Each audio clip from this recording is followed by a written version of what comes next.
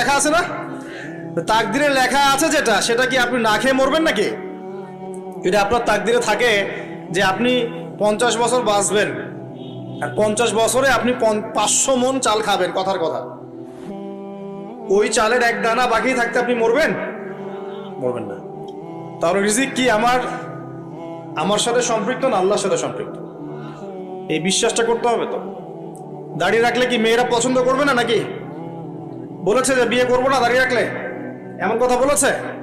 যদি কোনো মেয়ে এরকম কথা বলে, ওই মেয়েকে বিয়েই করার দরকার নেই আপনার। যদি কোনো মেয়ে আপনাকে বলে যে দাড়ি রাখলে ভালো লাগে না, শেভ করতে হবে, না হলে বিয়ে হবে না, বিয়ে করবো না, ওই মেয়েকে বিয়ে না করাই উচিত আপনার।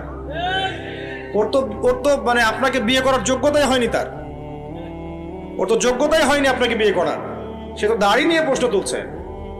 যে মেয়ে বলবে যে নবীর সুন্নত আছে এজন্য আপনাকে পছন্দ করি, তখন